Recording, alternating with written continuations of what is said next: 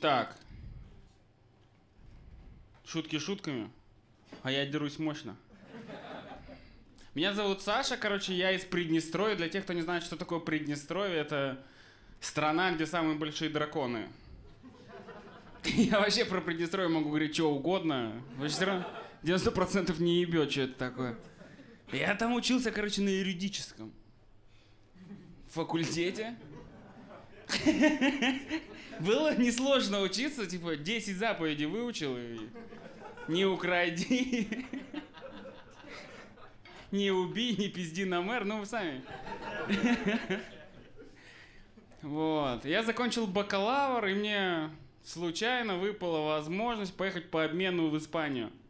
Вместо меня там прислали этот рецепт хамона пиздатого.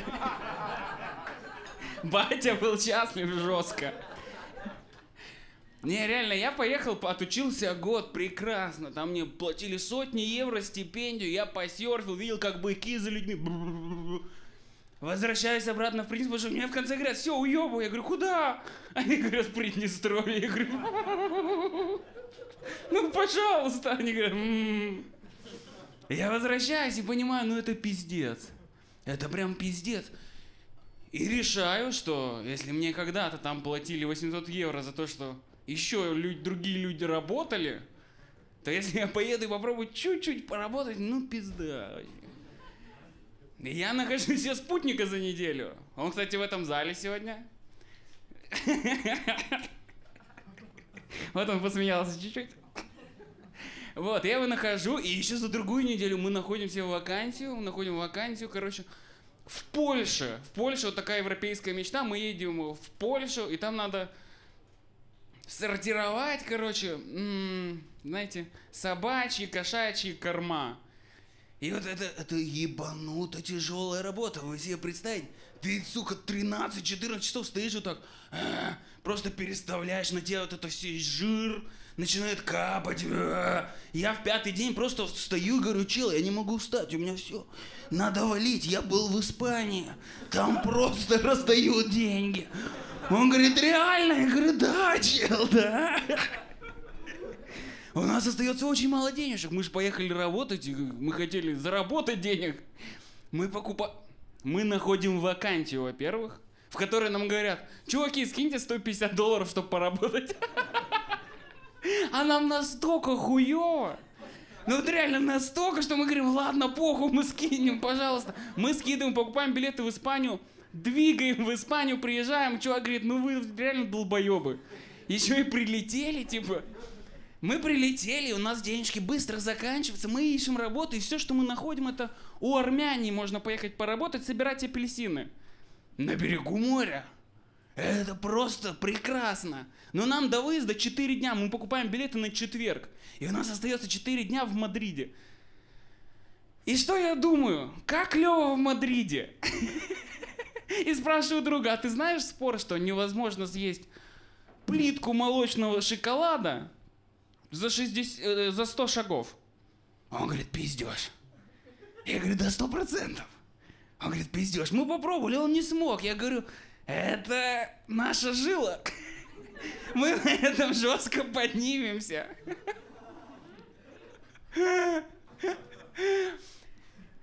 Я распечатываю гигантский плакат, вот так из А4 склеиваю, ламинирую. Все, я думаю, ну я все придумал.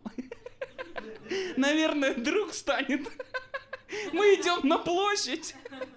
Я спрашиваю, чел, а чё, кто там?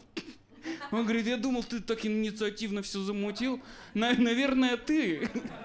Я говорю, не, я очень стесняюсь. Он говорит, я тоже. Мы выходим на площадь ровно в четверг, это получилось, когда у нас автобус в 3 часа дня. Мы в 12, и я думаю, если мы заработаем хотя бы 10 евро, мы остаемся. Но мы вышли на площадь, и за, сука, 3 часа ни разу не Мы один раз так на 5 минут разложили этот плакат гигантский, типа, вы не сможете пройти за 100 шагов. Если что, мы вам даем 100 евро, попытка 10 евро. Двое старичков подходят, так смотрят. И все, и нам стало жутко стыдно, и мы пошли на свой автобус. Мы приезжаем, у нас забирают последние деньги за жилье. Армяне проводят нас, укладывают в одну кроватку в проходной комнате.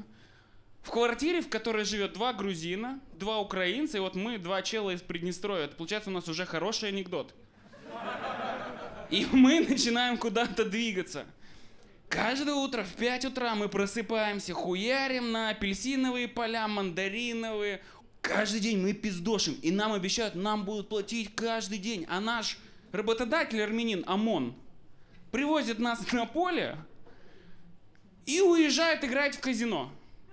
Как я понимаю, на наши денежки. И приезжает бухой нахуй обратно и увозит нас опять на машине. С гор, блядь. И мы вот так работаем, и у нас потихонечку закончились все денежки. В какой-то момент оказывается, что и квартира, блядь, в которой мы живем, ворованная нахуй. Потому что один раз вечером к нам приходит просто злой испанец. Сначала открывает мой друг дверь, он вот так сигареты стоит, так, эй, алло, что-то ему говорит. Выхожу я, а он уже, блядь, поспокойнее. Выходят 2 ебанутых грузина гигантских, он вообще испуганный, а украинцы вообще качки, блядь, просто. И он такой, блядь, ладно, извините, скорее всего, я был неправ, и уходит. В какой-то день, через пару дней приходит бабка, и остался мой друг, потому что он приболел. И приходит бабка и начинает просто плакать. Мы говорим своему этому хохломону, говорим, там бабка плачет. Он говорит, похуй, сегодня съедем. И мы съехали еще в лучшую квартиру с видом на море. Но туда никто не приходил. Это один аспект. Но нам еще ни разу не заплатили. Уже прошло 1,5 месяца. Мы перешли на воровство сначала овощей, фруктов. Потом мы нашли пакистанцев в нашем городе. И подумали, ну пакистанцы промышляют какой-то хуйней. Мы начали им выносить каждый день по 50 килограммов, блядь, апельсинов. По 50. И продавали это за 7 евро, нахуй. А у них килограмм стоил 3. Это просто ёбнуться. Но нам и этого не хватит. На 6 здоровых мужиков. Мы голодаем просто ебануто. Вы знаете, что такое? Я никогда не знал, что такое голод. На работу поехал, блядь, и все. Вот он я. И в какой-то день мне еще показалось, что у меня аллергия началась на апельсины. А это ебаные клопы. Вы знаете, что такое ебаные клопы? Я вот теперь знаю, что такое Это Испания, блядь. Европейская мечта. Фу.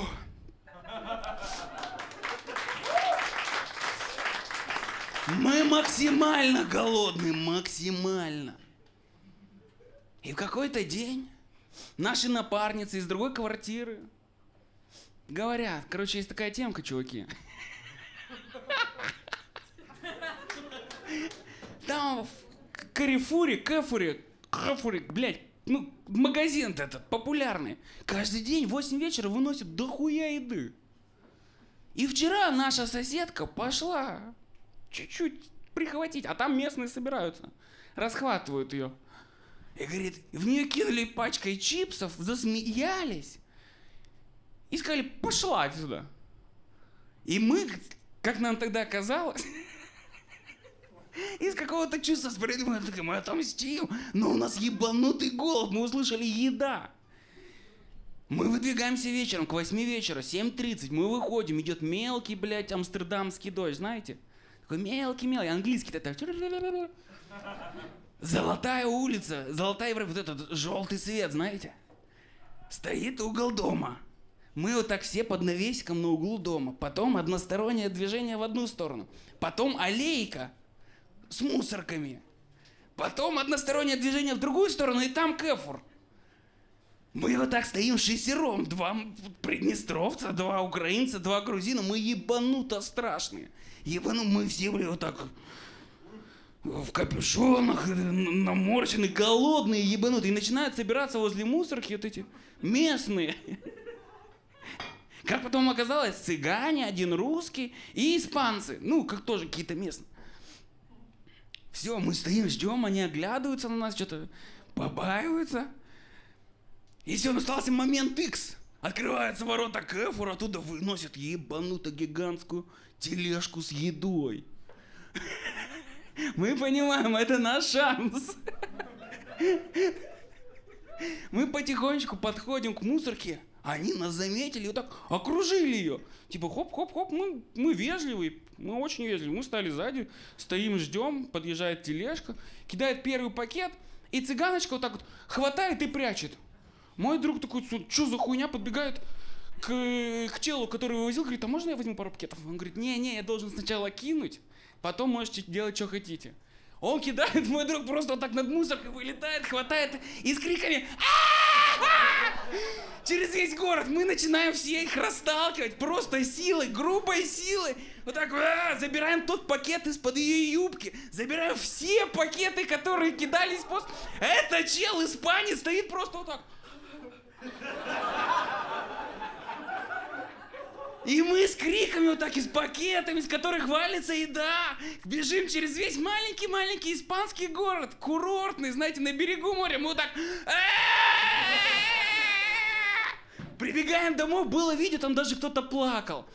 Там киткаты были, буженинка. И все, мы подумали, все, мы голодать не будем, и деньги тратить на еду тоже. Приходим на следующий день, и они такие, все, мы поняли, мы нихуя не знаем испанского. Но почему-то мы все понимаем. Они такие, мы все поняли, давайте делиться. И все, мы в банде вместе на мусорке каждый вечер отправляем 2 человека, и, возможно, только с помощью этого мы выжили. И сегодня вот я вам рассказал прикольную историю, если вам понравилось это. Спасибо большое, вы прекрасная публика, хорошего вечера, оставляйте чаевые на баре, пока.